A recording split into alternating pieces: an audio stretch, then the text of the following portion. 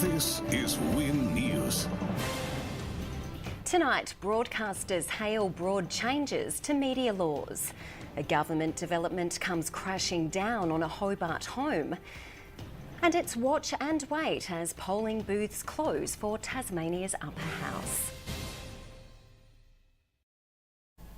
Good evening, I'm Amira, Vaatstra. The federal government has announced major media reforms set to improve the sustainability of Australia's free-to-air broadcasting sector. The package is expected to go before the Senate next week. Hope for the industry after spending almost 4 years under a cloud. Communications Minister Mitch Fifield announcing the reforms this morning.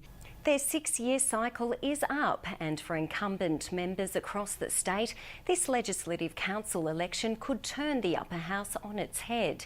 Georgia Westgarth is in the hotly contested seat of Rumney as voting starts to wind up. That's right, Amira. Polling booths will close at 6 o'clock, and that's when the counting will commence. Thousands have marched into polling booths across the state in the seats of Rumney, Launceston and Murchison. And I'm here in the state south, where fierce Labor contender Sarah Lovell placed her vote earlier. So from here on in, we'll just have to sit tight, Amira, and hopefully there'll be some results tonight. Back to you. Thanks, Georgia. Georgia Westgarth there. A man has been arrested after allegedly going on a wild stabbing rampage in Melbourne. 3 people had to be taken to hospital, one with life-threatening injuries, after they were attacked just before 7 o'clock this morning. It was a bitter campaign, but in the end, former Hockeyroos Danny Roach failed in her bid to unseat John Coates as the Australian Olympic Committee president. Melinda Nusafora has been outside AOC headquarters.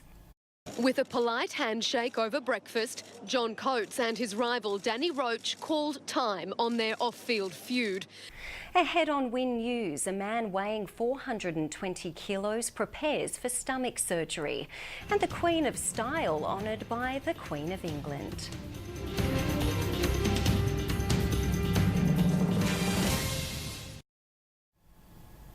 Welcome back. Prince William has stepped up for the Queen's first outing since Prince Philip announced his retirement from royal duties. The monarch and the Duke welcomed Myanmar's de facto leader Aung San Suu Kyi at Buckingham Palace. Suu Kyi later met Prince Charles and his wife Camilla. And the Queen has also met the Queen of Style, Anna Wintour, honouring the 67-year-old's work in fashion and journalism. The Vogue editor was made a dame, the female equivalent to a knight, during a ceremony at Buckingham Palace. Just 2 days before polling booths open in the French presidential election, one of the 2 remaining candidates has been subjected to a massive hacking attack. Emmanuel Macron says it's just like the hacks that targeted the Democrats during the US election campaign last year. France's far-right candidate Marine Le Pen booed as the French election nears the finish line. Sport now, and the Kangaroos clip the Crows' wings at Bludston Arena, and a familiar face courtside for the Launceston Tornadoes.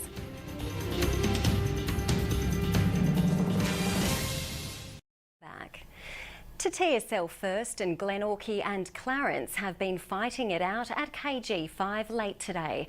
Coming to the end of the third quarter, the Pies led by 20 points. Meanwhile, the Hobart City Demons are about to do battle with Devonport at North Hobart Oval, and the Tigers with Lauderdale at the Twin Ovals.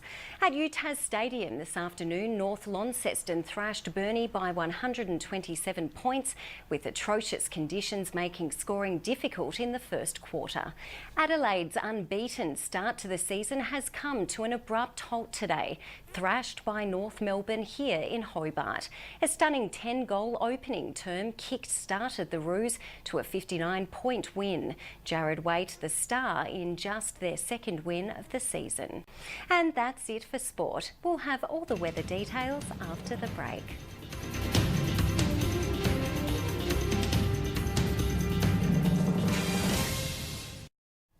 Welcome back. There were showers and rain right across the state today. On the islands, King rain with 15, Flinders 20 degrees. Rain on the northwest, Wynyard and Burnie both reached a top of 17. Launceston had rain with a top of 18. Showers on the east coast, St Helens 19, Swansea 18 degrees. Rain for Strahan with 14 the top, and Hobart had rain with a top of 19 degrees.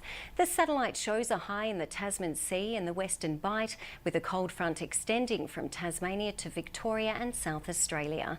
On the water tomorrow, in the north, southwesterly winds up to 30 knots, with seas and swell to 2.5 metres. Southwesterly winds up to 40 knots in the east. Sunrise will be just after 7.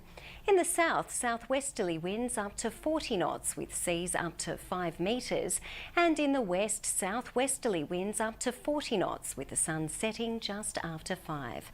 A gale warning is current for eastern and southern coastal waters from St Helens Point to Low Rocky Point, including all southeast inshore waters for southwesterly winds. A strong wind warning is current for all remaining coastal waters. A small craft wind alert is current for the Central Plateau and southwest lakes, and a warning to sheep graziers is current for southeastern and eastern Tasmania. There'll be showers right across the state tomorrow, with snow on Mount Wellington. On the islands, King 13 degrees, Flinders 15. Showers for the northwest, Wynyard and Burnie both 14. Launceston will have showers with a top of 13. In the east, St Helens 13, Swansea a degree cooler. Showers for Strahan with 11 the top, and Hobart will have showers with a cool 11 degrees. If you're travelling interstate tomorrow, it will be sunny in Sydney and Canberra. Showers in Melbourne. And looking ahead back home, a mild start to the week for the northwest, with showers developing on Thursday. Similar conditions for Launceston, with showers developing on Thursday also. And in Hobart, a wet start to the week, with showers clearing on Friday. And that's Win News for this Saturday. I'm Amira Vaatstra. Have a lovely evening. Good night.